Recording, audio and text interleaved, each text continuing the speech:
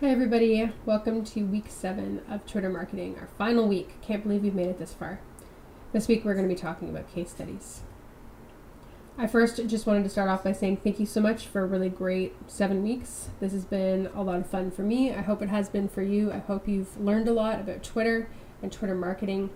And it's been great getting to know you guys via Twitter and through email and through your assignments, and I've just really appreciated it. So thank you very much for a really awesome class.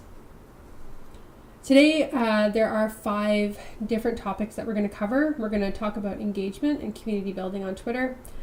We're going to look at some business-to-business case examples. We're going to talk about PR disasters and how to survive them, tweet ups, and also live video on Twitter. So first up, Twitter engagement and community building. So let's first off start by just understanding some engagement facts on Twitter. And now you're going to want to take these numbers with a grain of salt because, as we know with social media, things change very quickly and they change often. So think of these as kind of a baseline ballpark in terms of numbers. So 15% of Twitter users will unfollow a brand within 3 weeks if a brand hasn't made a strong enough effort to keep them engaged early. So if you aren't posting relevant content or you're not engaging with people who are following you, they are going to unfollow you very quickly. Twitter's active engagement rate was, and this is from July, so it's a bit old. Twitter's active engagement rate was 300 people engaging out of 1 million followers, and that rate was expected to decrease even further. So in terms of being able to engage with people, sometimes it is about the numbers, but it's also about how you engage with those individuals as well. So you can't just be expecting it to be one-way engagement. You can't expect your followers to immediately try and engage with you, especially if you're not using Twitter for something like customer service. So if you're somebody like tech savvy and you've got your account set up specifically for customer support, then of course those numbers are going to be a little bit different. But really the point is that you have to be helping to start the discussions if you want engagement to happen. Out of all of Twitter's active users, about 27%, maybe even 20%, use the platform at least once a day. And 49% of Twitter's monthly users are following brands. And that's compared to 16% of all combined social network users who follow brands. So Twitter is definitely a place where people are looking to brands to see what they're doing, whether it's making announcements via Twitter, whether it's posting engaging content, relevant content. People are definitely paying attention to brands on Twitter, and maybe more so looking to see what type of PR disasters those brands are going to get themselves into. And as we've said a lot in this course, visual content, so images, infographics, videos, this type of content gets much more engagement on average when we're talking about Twitter and engagement rates. So those are some facts to just ground us in terms of the following content. Okay, so how do we increase engagement? So you're going to have to play a little bit with what is going to work for your brand, but here are some tips. You want to engage with other users. So, I mean, if you're reading articles and you are engaging with the original authors, or if you have people that you follow that are asking questions, you should be answering those questions on Twitter. It's really about being part of a conversation. So if you're just, spamming people with your own information, you're auto setting your buffer queue and then you're coming back when that's all done and hoping for the best, you're not really going to get anywhere in terms of engagement. So if you want people to talk to you, you also have to talk to them, and sometimes you have to be the one to make the introduction. When you are sharing third-party articles, so if you've gone out and you've got some really great articles that you've found that are super relevant to your audience members and you want to tweet them, make sure that you do a little bit of research about who the original author is of that article And you can find them on Twitter and make sure that when you share them, you're tagging them and saying, great article by @author, and a little bit about why you think it's awesome. And when you do that, it alerts the creator that you're paying attention to them, makes them feel really good. And it could be the first introduction that they have with your brand. Maybe they'll start following you from that. Maybe you'll start a discussion. That person might want to talk a little bit more to you about the subject. So it's a really great way to introduce yourself. You want to respond and discuss with other users. So if people are tweeting at you looking for a response, then you should engage with those people. I mean, obviously there are outliers like trolls and haters and people who are just making horrible comments for the sake of being horrible. But if you have people who are asking legitimate questions, or if you've got people that are really trying to engage with you, that's what you're looking for. So you have to spend the time on the platform, whether you set aside 10-15 minutes every day, or you're setting aside more than that every day to make sure that you're looking at your mentions and seeing if people are asking you questions or trying to start conversations. You do have to be part of the conversation. You need to follow relevant users. So we talked about this quite a bit when we were when looking at the audience tool. You want to find people that are relevant to your brand. So maybe it's fans of your brand. Maybe you've got like some real keeners in terms of people who love your brand. Follow them. I know that Buffer does that a lot. They follow the people who tweet at them. Tech savvy because they need to be able to DM people and have conversations. They'll often follow the people that they're helping. And if you've got influencers, if you've got a list of people who maybe you've got staff members that you want to follow, just making sure that you're following relevant people so that you can be part of the discussion that's relevant for your brand.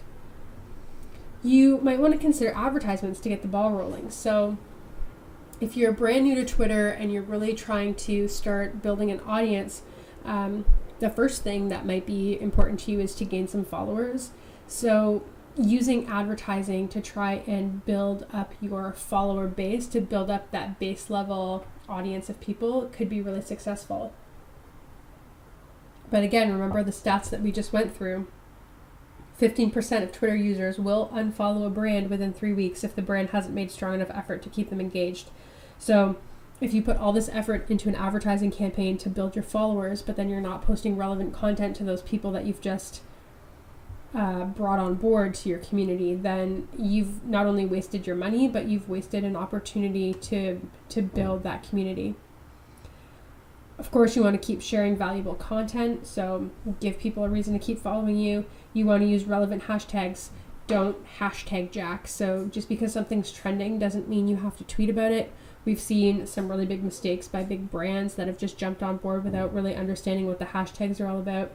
So keep the hashtags relevant. If you're posting about social media, hashtag it with social media, hashtag it with SMM, which is social media marketing. And you can do a little bit more research about hashtags just by using Twitter's search function to see what other people in your community are talking about and what hashtags they're using. And when you use those relevant hashtags, then you're going to be part of the discussion. Ask questions. Don't be afraid to ask people questions. Make sure, of course, that they're relevant to your brand, that they're relevant questions to your audience, but you can get the ball rolling. And if you are asking questions, you could even mention specific Twitter users if you want them to participate in your discussion. And then you want to give back to your community. There are some good examples of people who run contests, that people who do giveaways, or even if it's just giving back to people by giving them a shout out and saying thank you and calling out specific users. Show people that there is a human behind the Twitter account, and it can go a long way for user engagement. Okay, so here's an example. Philip DeFranco, he is a YouTube creator. He has a sort of news channel, more like opinion channel. I've been watching him for a couple of years now. He definitely has built himself a community. They call themselves the Beautiful Bastards. For some reason, you always have to have a community name when you get super popular. So what he's done, and he has a lot of money. Like he's made a lot of money off of YouTube over the years. He's been on YouTube kind of since the very beginning. So the guy's got some money, and he likes to give money back to the community and give things back to the community. So last week he asked, "Hey, beautiful bastards, what's your Venmo?" And Venmo is kind of like a PayPal. You can give people money. If you randomly got money, what would you spend it on? And he actually started giving people money, people who were tweeting at him. Some people were saying things like, I'd buy myself dinner tonight. So the guy got $20 for a pizza. And he did a lot of giveaways. He also is the type of person that, you know, if there's a GoFundMe account set up and he recognizes the name of somebody in the GoFundMe as somebody who's been a fan of his for a long time, he often makes really large donations. And his channel on YouTube, they do a lot of giveaways as well. So they've partnered with a bunch of different companies to do giveaways for the fans. So this is a way of showing people that you care and that you're grateful for their support. You know, without his community, without the people who watch his videos, and without his Twitter followers and Facebook fans, Philip DeFranco would not be the success story that he is, and he recognizes that, and he gives back accordingly. And it doesn't always have to be stuff. It can be really important information, really relevant information. So recently Buffer partnered up with Product Hunt, and they created something called the Marketer's Toolbox, and it's 60 different marketing tools that they use at Buffer. They've listed it, and they have put it out there to the world. So, you know, if you're a social media marketer, if you're a marketer, this is valuable content for you. If you really appreciate what Buffer does and you want to use the tools to leverage your content in the most effective way, then this can be a really awesome thing. So not only is it relevant content, it's something that is, in a way, giving back to the community to say, look, this is what we do, this is a look under the hood, and you can use these things too. And you can see just in terms of, you know, how many people have been engaged with these different tweets. So I had snapped this tweet almost right as it had happened, and it had already had 73 retweets and a ton of likes. And similarly, this one was a little bit earlier in the week, so it was a little bit older, but you can see that, you know, it got 106 retweets, 258 likes. And of course, we don't want to necessarily just focus on these numbers, because who knows how many people have clicked. We don't know that information, but we do know that people are at least seeing it and talking about it or sharing it with people. So it's not a completely useless stat. I mean, if this was 0 and 0, I would not be super impressed with it unless Buffer said, oh, well, we got 1 million clicks. But really what you want to see is that you're giving back to people, whether it's with giveaways, whether it's with content, whether it's with just saying something simple as thank you. These can all be ways to increase engagement on Twitter. And I just wanted to go through some tweets from JetBlue Airways as well. So they have fairly engaging content considering they're an airline. And so JetBlue Airways likes to post content that resonates with the people that use their product, or their service, I should say, which is airplane tickets. So, you know, a lot of people who travel with pets, and that can be a really nerve-wracking experience if you've never done it before. And so, you know, something like this for a relevant marketing day, National Pet Day, people are sharing lots of photos about their pets.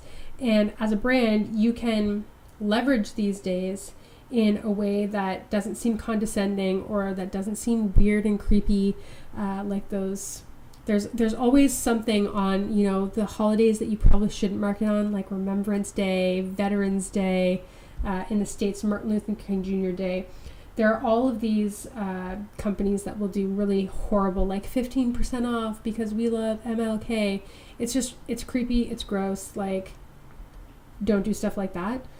But you can be really smart about it and share a really cute, cuddly, fuzzy picture that, you know, not only ties into what other people are talking about that day, which was National Pet Day, it also informs people, hey, I can bring my pets on a flight with JetBlue.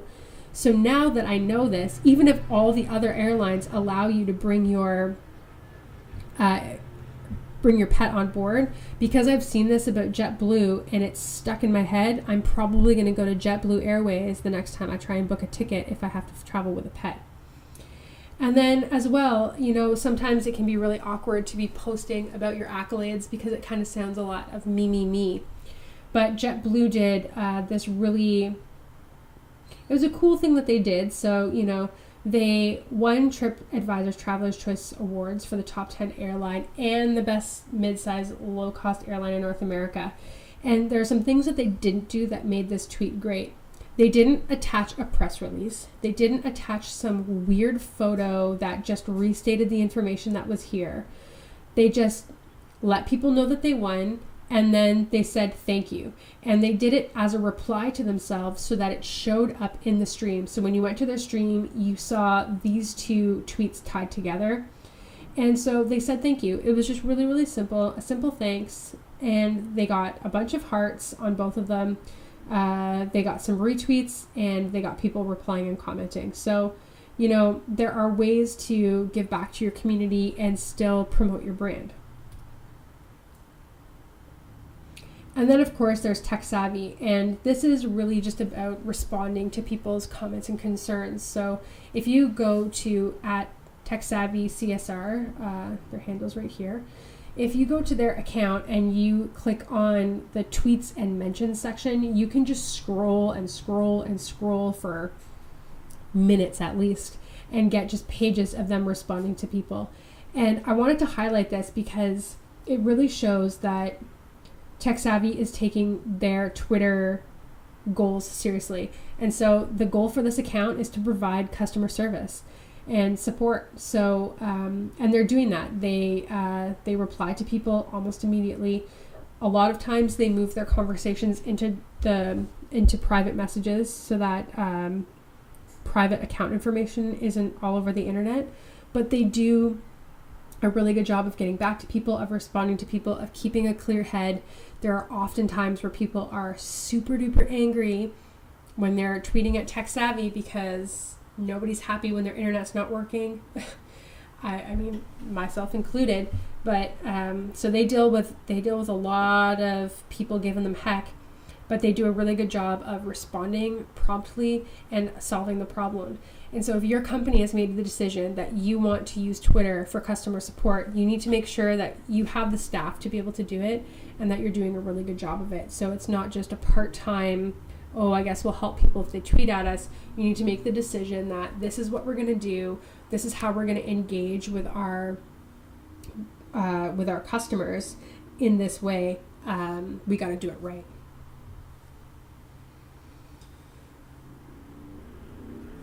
So there are some interesting ways in which brands can also use trending topics and a little bit of knowledge of their followers to leverage their content. So General Electric right now is doing a really interesting promotion of women in STEM. And so, of course, STEM is science, technology, engineering, and medicine. So really promoting women in kind of like those sciencey tech fields. And so they're doing a great job of not only posting content that's relevant to women in tech and highlighting women in tech, but they're also using proper hashtags, right? So they want to get to engaging with people who are talking about STEM, but also talking about women. So WCW stands for Women Crush Wednesday. And they're doing this really awesome campaign right now where they are recruiting using Women Crush Wednesday and STEM. And so they are, their messaging and their branding right now is that we want more women to work for us. And they are doing a great job in terms of not only just using appropriate hashtags, but using the appropriate visuals, and then using the appropriate hashtags in their messaging as well. Balance the equation is another hashtag that is often used when we're talking about women in the workplace. So you can see that this is a typical recruiting not a typical recruiting message. You've got people who are liking it, you've got people retweeting it, you've got people replying to it, and you've also got probably people clicking on it. And I don't know if you guys have spent a lot of time on Twitter. I know that back in the day when I was originally on Twitter, I used to search for job postings, and I know there are a lot of people who found jobs from Twitter, but oh my goodness, somebody has got to teach the HR folks how to be a little bit better at recruiting, and maybe they can take some tips from General Electric. If you're going to use Twitter for recruiting, a lot of people will just post hashtag hiring, hashtag job posting, hashtag whatever, and it's boring, and the tweets suck, and they're not engaging, and they don't make me want to click on the job. And maybe there's a bit of laziness because it's definitely an employer's market, not an employee's market. But seeing a tweet like this makes me think, oh, hey, I wonder if I'm qualified for any of these jobs at GE. So it's just things to think about, that engagement can also be brand promotion. Engagement can also include, it can include things that aren't just about one-on-one engagement with your community. It can also be about engaging with your brand at large and engaging in issues. So getting women into STEM is obviously something that's being talked about right now. Talking about women in the workplace and women in tech is something that is happening broader right now. It's not just something that General Electric is talking about. So there are definitely some opportunities to leverage current events for your Twitter engagement.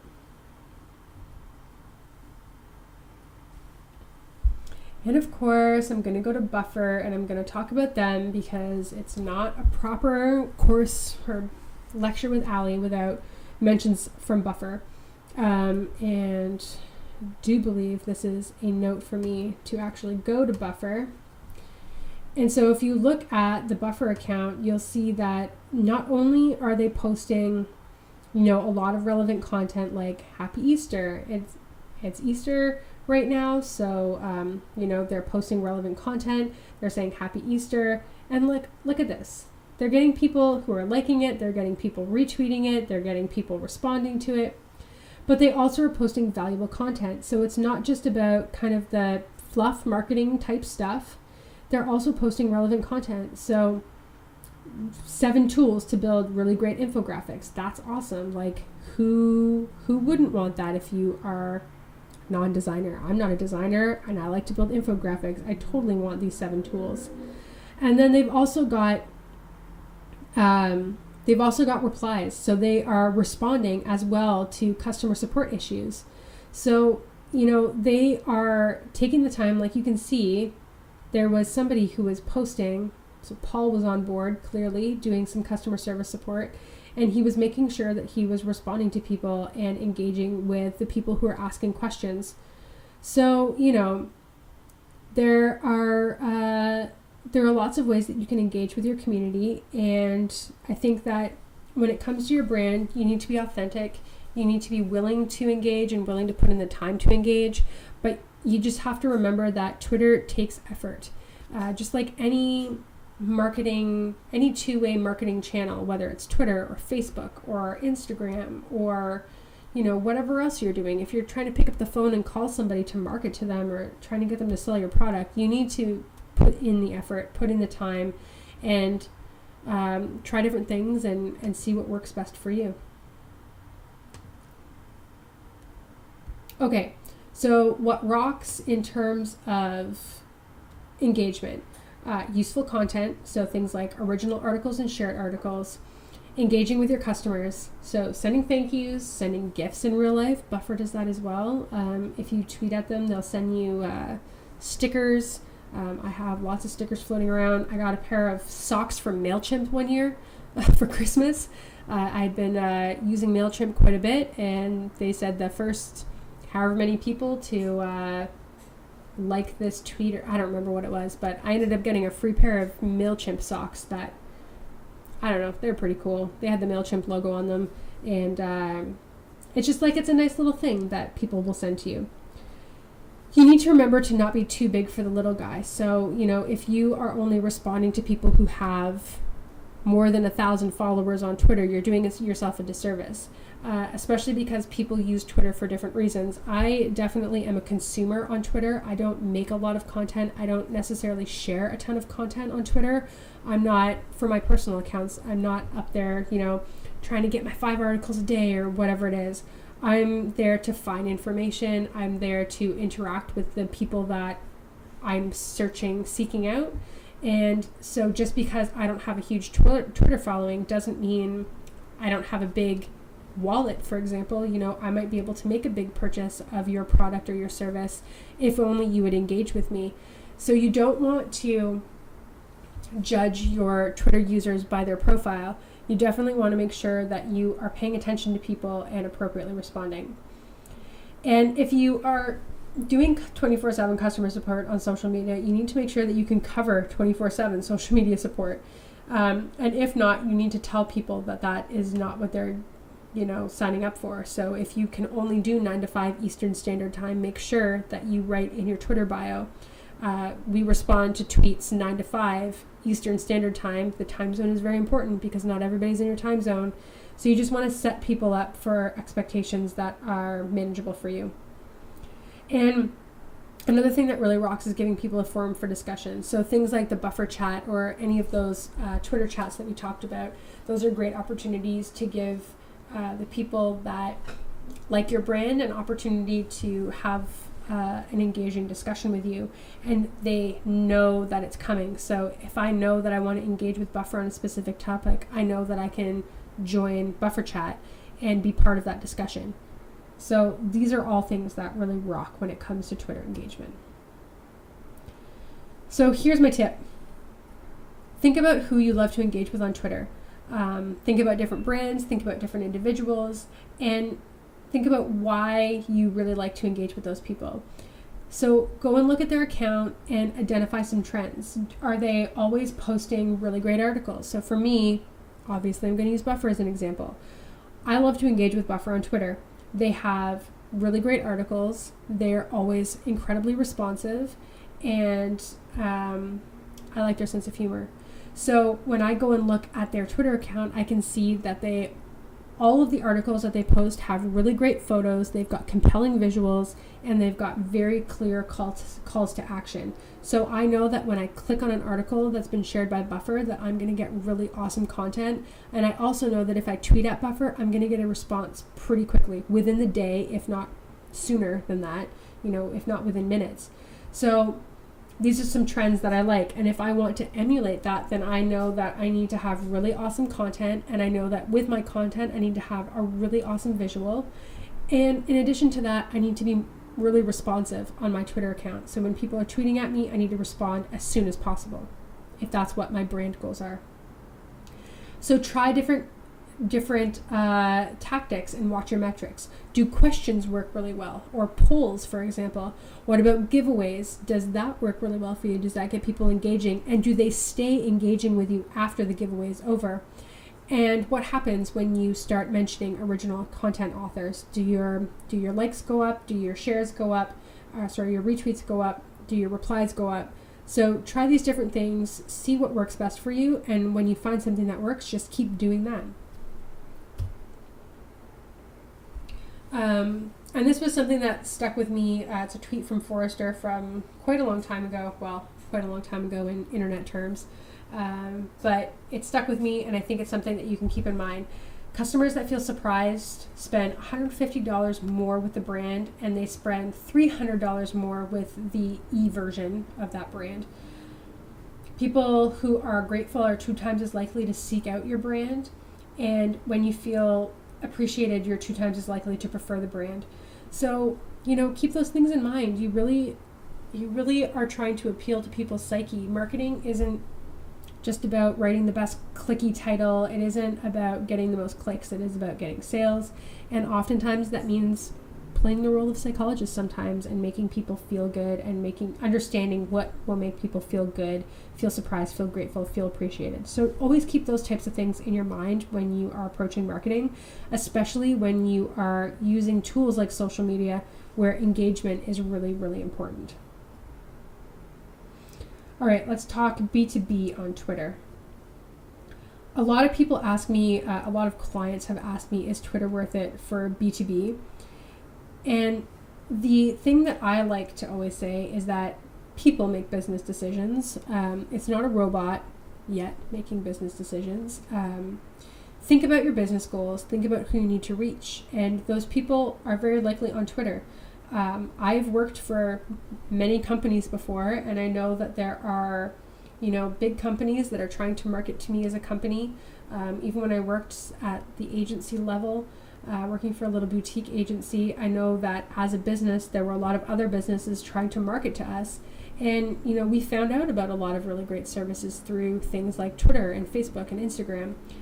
But it is worth it because employees are on Twitter, and the people who are running these business Twitter accounts are also on Twitter. So there is a purpose as long as you think about your business goals and you think about who you need to reach. So MailChimp is a really great example. MailChimp is an email service provider. So if you are doing email marketing, you can sign up for MailChimp, and they basically do kind of like the management side of things. So it's your database. It's where your emails live. You can do automation. You can do all sorts of custom build stuff. I use MailChimp, and I really like it. And so they're a business, and they are not trying to get Joe Blow off the street to use their service. They're trying to find other businesses that do email marketing to use their service. So they're B2B. And I think that they do a really great job on Twitter. So send better email, sell more stuff. This is an awesome B2B type messaging thing. Send better email, sell more stuff. That's awesome. They have a link to their MailChimp status, so they know that people are probably looking for information if they've got service down. So they are fully online. You don't download an app or a program to use MailChimp. It's all done on the web. So with websites come website glitches. So they've got a link to their status. They've got a link to their website. And their content is really great. So their content is very much, here is how you use our product to the best of your ability. This is why it's important for you to be using our product. And they give you tips and tricks on how to leverage their service for your business goals. So this is a perfect example of how businesses can be, how B2B businesses can be leveraging Twitter. So I know that if I'm looking for tips about email marketing, MailChimp is one of the places that I go to because I know that their content is really great. It's really helpful. And because I'm a MailChimp user, I know that the tips that they're giving me are ones that they are recommending as MailChimp. So I know that if I use these tips and tricks with their service, it's probably going to be successful. So what can B2B do on Twitter? You can reinforce your brand. What do you stand for? What's your tone? What services do you have? You can show people behind the scenes. You can give valuable resources and tips on how to best use that product and service. Like I said, MailChimp does that really well. Or you can also highlight your customers. So if you've got some really high profile customers, or if you've got, maybe they're not super high profile, but they're really effectively using your service, you can showcase what people are doing. And that can be a really effective way to lure other businesses in. So, this is what MailChimp's tweets look like. So they do reply to support tickets, which is really great. They also, when you just look at their straight up, I guess you would call these marketing tweets. So you can see that they're giving you tips on how to use. So if I click on this link here, they've got tips on how to do Facebook ad campaigns through MailChimp. That's pretty cool. What else have they got? They've got a corporate citizenship program. So they're looking for somebody to come join their team by the looks of it. That's pretty cool. So they've got, not only are they doing recruiting, but they're also doing things like, branding. This is kind of, they're a little bit whimsical. They're a little bit fun. They do weird stuff. So, they're doing some brand reinforcement, And they're really showing behind the scenes of what it's like to be part of the MailChimp family.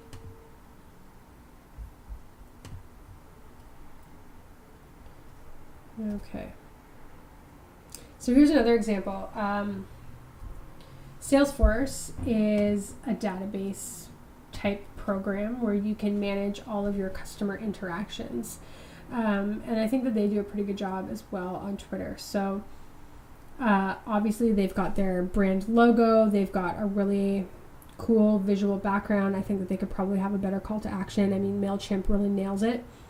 But, and they've got a great bio here. Connect to your customers in a whole new way. Stay up to date on news, announcements, and innovation. On duty, Monday to Friday, 9 to 5 p.m. Pacific time. So this is a really great example of how a business-to-business, or B2B business, can set expectations for what you are going to get from their Twitter account. And so, Salesforce is a database company. I mean, very much glorified database, but it's an awesome database that a lot of people use. I used it when I worked in the nonprofit sector. It was the best one out there. Out of all of the crazy ones that we tried, Salesforce was the best. And so, I know that I love Salesforce. I'm not, necessarily their target market currently because I don't have the need or the budget for a huge database like Salesforce. But there are definitely other companies that use Salesforce. I could recommend Salesforce to my employer, George Brown College. So it is relevant for Salesforce to be on Twitter because they are reaching the right people. So, you can talk about, they're talking about things that their brand stands for. So they are working towards a net zero greenhouse gas emissions for their company, which is really cool. And they've got a story about that. So they're telling people that this is something that they stand for. They're also giving examples of how to use their product to better meet your business goals. So they've got a lot of articles about, artificial intelligence and how that works with the consumer experience. They are, posting dog pictures because who doesn't need a dog picture every once in a while, but also posting, hopefully, to relevant content. So, this can just be leadership. It can be a little bit about remotivating you. It's about being your best self. And that's really what Salesforce does stand for, being your best self in business and in life. So they use lots of visuals. They definitely link out to articles that they've written. And although their engagement may not necessarily seem super, super duper high, I would be interested to know how many people click because I think that the content that they put out, I always end up reading it and I don't necessarily always share it or like it because once I've clicked away, I'm kind of lost in what I'm doing. So I think that they are an example of a B2B that's doing a good job on Twitter. So when you think about other B2Bs, you can try and, go to their Twitter account and see what they're up to. And you can take advice from what they're doing in terms of, what content is working for them, what types of content are they sharing, does it seem to be useful, are they getting any kind of engagement that you can see. Of course, you're not going to be able to see their click-throughs, but you are going to be able to see whether or not people are liking it or retweeting it, which is the best indicator that we can have from the public's perspective. Okay, PR disasters. There have been many, but I wanted to focus on ones that where people have come around to it. So, and by come around to it, I mean where they've recovered. So, DiGiorno Pizza had tweeted, there was a trending topic several years ago called Why I Stayed. And they said, why I stayed, you had pizza. Why I stayed was a hashtag that was being used by sufferers of domestic violence, sharing why they stayed with their abusive partner. And so it was a real moment on Twitter. It was, people being really honest and truthful about why they stayed. And it was a pretty serious discussion about domestic abuse, and they missed the mark. And obviously there were some very, very angry angry ass people. Excuse my language, but there are some very, very, very angry people. So they realized their mistake pretty quickly and apologized and spent a significant amount of time apologizing to each and every person who tweeted at them. So, some people might say that they knew this was going to happen and then they could have this opportunity to apologize and, maybe that was their whole ploy in the beginning. I don't think that's the case. I think that they made a legitimate mistake. They hashtag jacked. So this is what I was talking about, newsjacking. You hijack a hashtag for your purposes without really realizing what it was for. So they spent a long time apologizing to everybody, and they ended up kind of coming out of that looking human at the very least. So they apologized, they copped for their mistake, and I think they learned a very valuable lesson. And by they, I mean the social media manager behind this account, whatever advertising agency they worked for, learned a very valuable lesson. Again, this is another lesson in somebody running an account, somebody who is human, and not looking to see what account you were signed into with Hootsuite. So somebody from the American Red Cross tweeted, Ryan found 2 more 4-bottle packs of Dogfish Head's Midas Touch beer. When we drink, we do it right, getting slizzard. Not exactly what you want to be seeing from the American Red Cross. Obviously a mistake. So this was the social media manager that posted the tweet. So she apologized. And then the Red Cross, whether it was Gloria or somebody else, maybe Gloria's boss at Red Cross, stated that they had deleted the tweet, but rest assured the Red Cross is sober and we've confiscated the keys. So it was, they shed a little bit of light on it. They said, we've deleted the tweet, the Red Cross is sober, but we've confiscated the keys. So they're also being responsible, which is the Red Cross's brand. And then after that, the brewery that was mentioned in the tweet asked their fans to donate to the Red Cross, and I think that they ended up matching those donations. So it was just a way for the brand, the beer brand that was mentioned in that Oopsie Daisy tweet to, it could be seen as them trying to leverage a bad situation for good, but they were also just trying to get donations to the Red Cross. So it was a really, I think, at the end of the day, it was an okay story of, people make mistakes, and as long as you admit to those mistakes, then, you can come around, you can come out of it.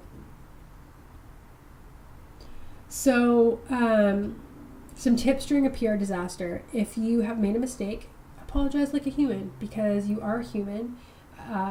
The robot overlords have not yet taken over our Twitter account, entirely at least. So if you make a mistake, you just apologize for it.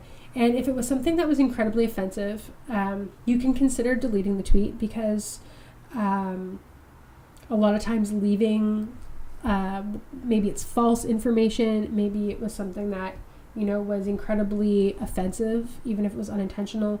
You could take a screenshot and delete the tweet just so that you have it on file. And maybe you could do your own little internal case study about why it was not the best tweet to be posting. But make a mistake, apologize like a human. If you need to, you can delete the tweet that caused the problem. Do your research on hashtags before using them. That's just commonplace. And, that goes for anything. Like if you're thinking about designing a Twitter chat, like we talked about, you want to make sure that you search your Twitter chat handle first to make sure that nobody else is using it, because you don't want people to get confused. If you see a trending topic, click on the trending topic on Twitter first before you use that hashtag, especially if you're doing it for marketing purposes, because if it's not a super fun, everybody get involved hashtag, if it's something really serious and you're trying to make light of a situation, then it might not be the best use of that hashtag. Just be accountable and be transparent. And if it seems appropriate, you can make light of the situation. If it's right for your brand, make light of the situation. You could be maybe a little bit self-deprecating, just to show that there is a human behind the brand. And there are a lot of examples here. It's an older article, but they're all really relevant still. And of course, I mean, it seems like every day there's a new PR fail. The Pepsi ad was a fail, even though it wasn't directly on Twitter. The United was a huge fail, even though it wasn't from a tweet that United posted. It was because of their really shitty customer service ending up being broadcast to the world on all social media platforms. But this article just grabs specific Twitter fails. It seems more and more today, as our marketing becomes integrated, it's a little less about, it's a Twitter fail, and it's really just like a social media fail. I'm a brand and I still don't understand how the internets fail. That's more of what we're seeing these days. But I wanted to give you guys some examples of specific Twitter fails, since this is a Twitter course. Okay, let's talk about tweet ups. So first and foremost, tweet ups aren't always called tweet ups anymore. Most people call them meetups. And this is again because we're seeing way more integration across social media platforms. So there are definitely still people who organize via Twitter, but they're often just called meetups or social meetups. So a tweet up is, it's a real world meeting of Twitter users for a specific purpose. So it's a way for you to move your online connections into real world discussions, and you can bring a lot more value to your online relationships. So, I mean, it can be you meeting up with one person, it can be you meeting up with a bunch of different people. I have, over the course of my time on Twitter, met several people through Twitter that I'm still really good friends with to this day. I went into business with somebody that I met on Twitter. I have met donors via Twitter when I was working for charitable organizations. There are lots of ways that you can meet people via Twitter. Obviously, rules of safety apply. Meet in a public place, tell somebody where you're going. But if you're doing a larger event, of course, there are some event planning things that you want to take into consideration as well. There are some basic tips. So first of all, what's the hook? If you're doing a large scale meetup where you're trying to get a bunch of people to come together, why should they take the time to come to your meetup? And if you are having a large gathering of people, you need to scout your venue and location. First of all, know your location, and then scout it and make sure that it works for what you want to do. If you're just trying to get people to meet up in the park, that's great, but what happens if it's raining? What's your plan B? If you are trying to get people to meet up in a coffee shop, is the coffee shop okay with that? What happens if 100 people show up and, the coffee shop's capacity is only 20 people? So you want to make sure that you have all those types of things figured out. Nowadays, it's really important to use a service to plan things like a meetup.com or Eventbrite. So people actually sign up to say, yes, I'm coming to this event. And whether you're charging for it or not, it's just a way to, first of all, collect people's contact information, but also be able to send people reminders that the meetup is happening. And then you want to have an event plan. So what's the purpose of the event? Are people coming just to mix and mingle and network? That might be fine, but you also might want to have some icebreakers, because not everybody is as social in person as they are online. I tend to be a good example of that. I'm quite shy in person, but online I will be the first person to introduce myself. So, how are you going to get people to interact with each other? If it's more of a formalized event and you've got speakers, what is the schedule going to be? How long are they expected to stay? Are you going to be serving food or drinks? So all of these types of things you need to keep into consideration. Use a hashtag when you're talking about planning the event, as well as when you're at the event, so that people can see what's happening while you're there. And then don't forget to do your content-based promo, so just your regular, like, hey, we're having a tweet up, and here are the event details. So you would have those kind of generic posts. But you also want to reach out to individuals. So are there influencers that you would love to come to the event? Are there, do you have followers that would be really excited to come to an event? And I'll show you an example. So give you two guesses about who's in this example. It's Buffer. So they recently had a Buffer meetup in Toronto, which is where I live. And it was February 8th. Unfortunately, I couldn't go because this is bedtime for my young one, and my partner works late, so wasn't able to go. Really bummed out about it, but I was able to follow along on Twitter because everybody was chatting about it.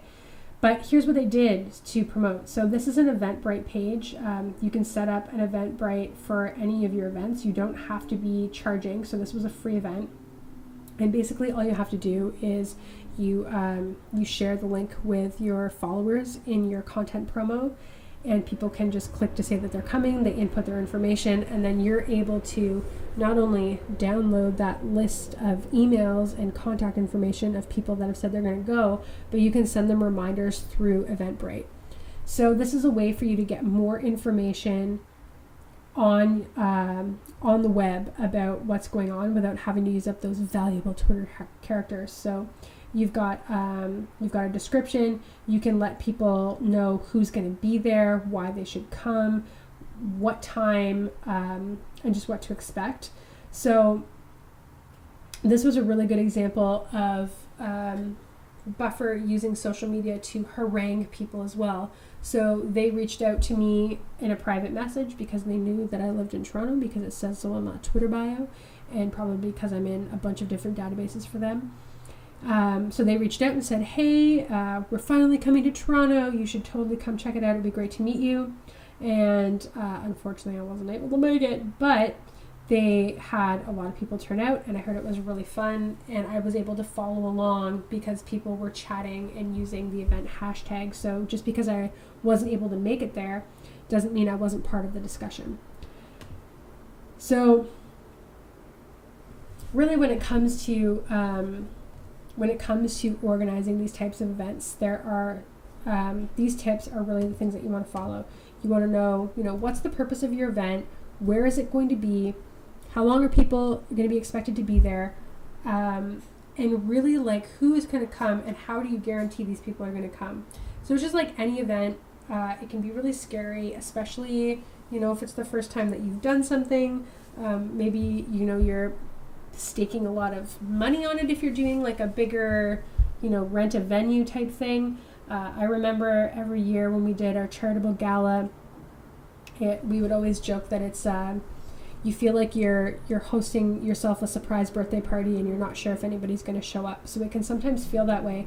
So if you are thinking about dabbling in real life meetings of people who are following you on social networks, my recommendation is to start small and see how that works for you. So if you have a small following, maybe you just reached out to one or two people that you've really connected with, and invite them for a coffee or a beer or a walk in the park and just a chat.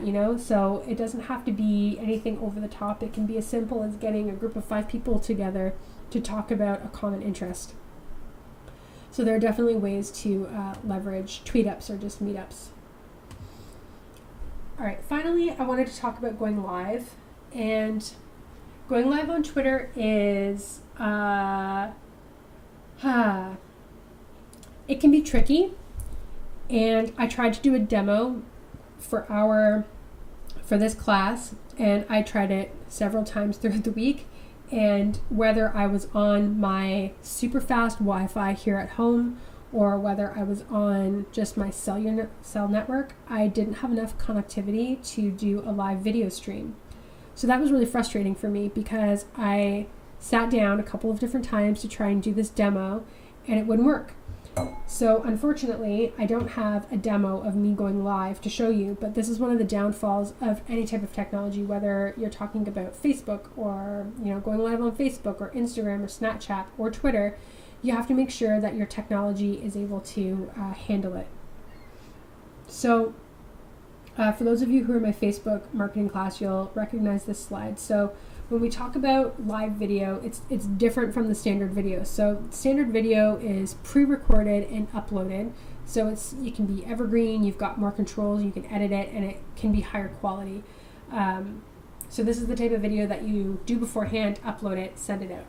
Live video is as it sounds. It's live. You point and shoot.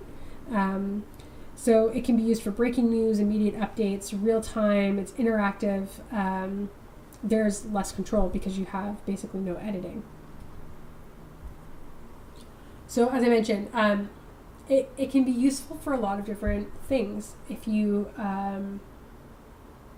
have the technological aspects all sorted out. So you can use it for breaking news and live coverage. You can use it for product demos. You can use it to make an announcement. I think Q&As are some of the best ways that you can use live video. So doing a live Q&A can be really awesome. And it's also really cool to see behind the scenes.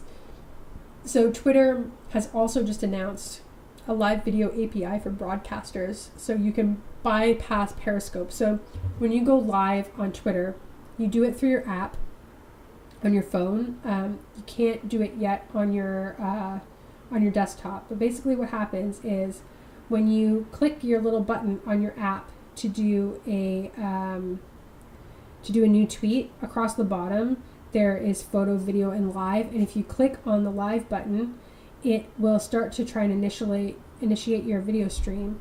And it's doing it through the Periscope plugin, which is seamless for you. You don't know this when you're doing it. You just tap the go live button and then you're live.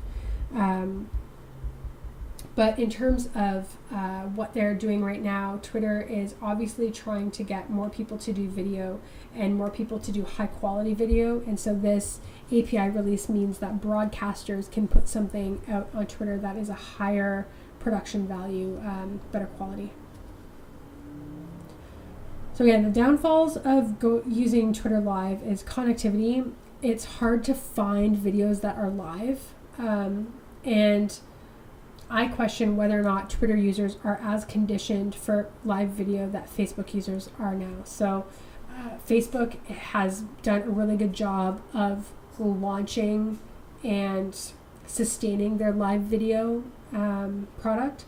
So what Facebook did was Facebook partnered with celebrities around the awards season, and they said, here, you can go live. And so there were a bunch of celebrities going live from red carpets.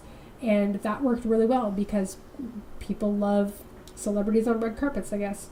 And so it started to condition people to be looking for live video and to stop and interact with live video. Twitter didn't really do that so much when they launched live video.